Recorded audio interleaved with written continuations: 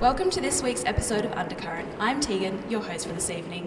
For our first story, T-Ball speaks with the Treasurer, Ben Wyatt, about the biggest proposed native title settlement in Australian history and some of the ongoing issues it faces. On the 17th of October 2018, the National Native Title Register registered all the 6 Iluas. With that action, the biggest native title settlement of Australia became official. I will ask Ben Wyatt, the Treasurer of the West Australian Government, about his views on this landmark settlement. Some members of the southwest Noongar community have gathered in opposition against the $1.3 billion native title agreement offered by the WA government. 20 years after the High Court's Mabo decision, Indigenous people in Western Australia are bitterly divided over the state government's billion-dollar offer for the extinguishment of native title in the southwest. The West Australian government wants Indigenous people to surrender their native title claims in return for $1 billion in benefits. Why this southwest land settlement is important for the government? From a government perspective, particularly in the southwest of Western Australia, and the Noongar people bore the brunt of colonisation.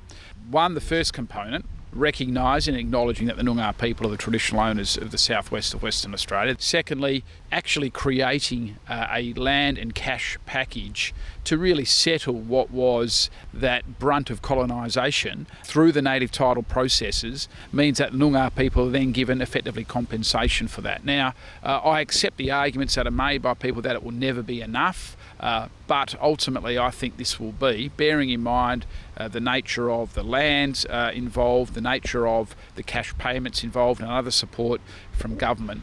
I think if ultimately this is a successful settlement, it will be the most significant native title settlement in the country. Noongar land not for sale. Today is another stand to oppose it. So today we stand here and for this native title deal, no way will I bow down to the colonisers and say yes. As I said, they've signed something that's not what we're going to get, it's what we're going to give up. Thank you. Well, ultimately it's been delayed. We came into government, of course, and I think people are familiar with the fact that the Commonwealth Government had to amend the Native Title Act to accommodate what had happened under the Southwest proposed settlements. That has delayed the process, and now, even though all land use agreements, all 6 of them have been registered with the Native Title Tribunal, there's now an appeal against that, and that's fine. The people are entitled to pursue their legal rights. I suspect that will take some 6 months to resolve. If you've got 35,000 people and less than 1,000 of them participate in the vote, I don't really think you can say it's been authorised by everyone. Members of the representative parties, they represent their own clan groups. They don't represent all clan groups in Noongar country. Noongar country is made up of hundreds of clan groups. So there's an unfairness there that only 30 to 35 people can sign off 6 Iluas on behalf of 35,000 people, Noongar people. I was in the group that didn't sign. It was stalemate, and then they changed the law to anybody can sign. A couple of people could sign, even one could sign. Now, ultimately, if the government and the Southwest Aboriginal Land and Sea Council are successful, hopefully we can finalise this settlement in the second half of 2019. So what do you think, why the people are not happy? Some people are unhappy because they feel as though they're ceding rights that they don't want to cede. In my view, I think there's a mistaken view that the Native Title Act gives more rights than it actually does.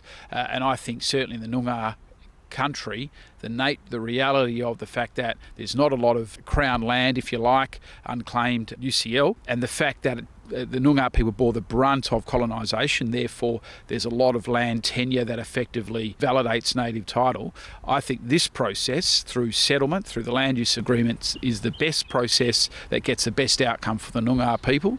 Ultimately the courts will still make a decision on those appeals and will await those outcomes. If the court decides against the settlement, what can happen? I think the proposed settlement will succeed and will survive the challenges to the court. I await that outcome. In the event that they don't, then they will have to reconsider the position then. Noongar land not for sale. More than 200,000 square kilometers of land changed for $1.3 billion Australian. It's not a bad deal for the government. But so many Noongar people think it's a bad deal. Currently, the issue is challenged in the courts. Tibor for Undercurrent. Next up, Miranda meets with the Director of Public Relations of African Communities of WA to discuss the issues of racism and violence directed at African communities. Today I'll be sitting down with the Director of Public Relations and Marketing for the Organisation of African Communities Western Australia, Alphonse Mulumba. Racism, violence and many other issues are faced by African Australians, and we'll be discussing how the organisation aims to improve the living conditions of Africans here in Australia. The Organisation of African Communities of Western Australia, OACWA or OAC, started basically from an understanding that Africans needs to come together, and we need an organization that plays the role of a platform and also an umbrella organization for all these other small community organizations. So it started unofficially in 2012 and was inaugurated in late 2014. So the aim is basically to provide services in terms of settlement services, in terms of advocacy, in terms of lobbying and capacity building support to Africans living in Western Australia. We believe that Africans have a positive contribution to make to Western Australia and to Australia in general.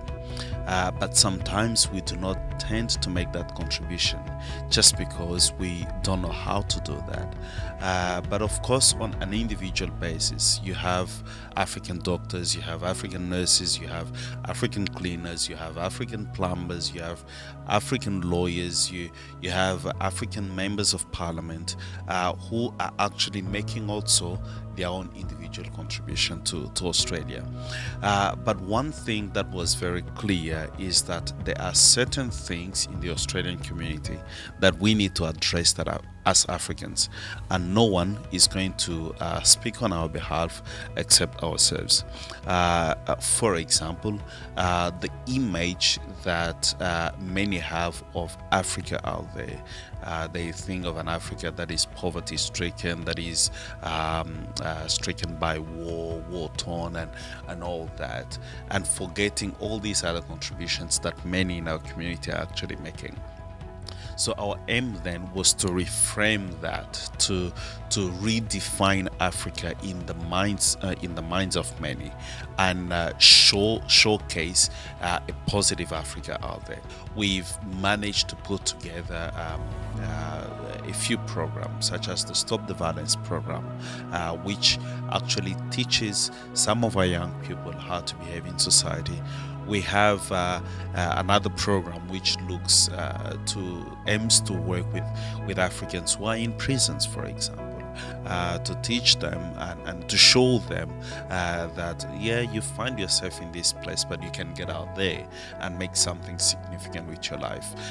We've had trainings, we've had cross-cultural sort of mentorship programs. So it's not just about the problems. It is also how do we solve these problems, and I emphasize in doing that we cannot work by ourselves. We of course work with many organizations out there. I just want to pass across that racism does affect our members, but we do not think that it is only an African problem.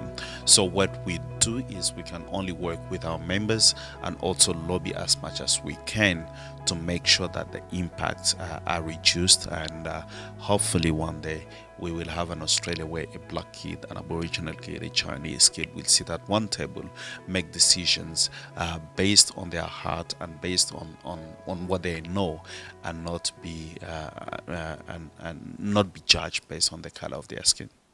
This is Miranda Chirinda reporting for Undercurrent. Perth has recently been named a top tourist destination. For this week's Vox Pop, Alex has hit the streets to ask the public how they feel about this. WA has been named as a top tourist destination by the National Geographic and other tourist magazines. Do you agree with that? Yeah, I do. Yeah. It is a nice destination, you know. Yeah. Do you feel like Perth and WA has a lot to offer tourists? Yeah, it does. You know, natural wildlife. You know, it's good food here. It's all around a lovely place. WA's just been named as a top tourist destination by some tourist magazines. Do you feel like that's a good thing for the state? Yeah, it's a brilliant thing for the state. Fantastic. Yeah. Do you agree with it? Whether I agree with it or not, well, not entirely, I guess. There could be more things here to do. There could be a lot more. It's absolutely fabulous. I'm glad they did that. Do you feel like WA is a top tourist destination? WA has always been a great tourist destination. I always felt that, eh? And there's so much to see and do that I've been here 40 years and I still can't do enough more. It's great. Great beaches. That sounds a really good effort for WA. Yeah. Do you feel like it'll be good for the state to be recognised as a tourist destination? Yeah, definitely. It might encourage more people to come and visit. Do you think it will help the state tourism-wise, being like seen as such a tourist destination? Well, I guess it will help the state, but I think we need to have more for tourists to make it even better. Yeah, it will help tourism. It'll help tourism a fair bit. Well, it will probably bring more revenue as more tourists come through, because it's quite a beautiful place to be and lots of things to see and do. What do you feel like are the major tourist attractions in WA? It's vast. There's so much. The mining industry, the shops, the beaches, the parks and the shady trees. You've got Kings Park, the museums, and Great Fremantle and the art gallery. There's so much, eh? What are they? Yeah. Any of your favourites? Well, probably Monkey Mire, or down into the southwest is pretty amazing with the Valley of the Giants and that area, Margaret River. Yep. And even the Swan Valley, there's some things around there as well. Don't go anywhere. We'll be right back after this short break with more Perth stories.